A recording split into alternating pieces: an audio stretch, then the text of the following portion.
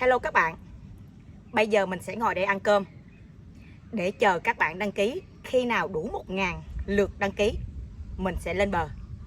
Còn bây giờ xin mời các bạn cùng ăn cơm với mình nha.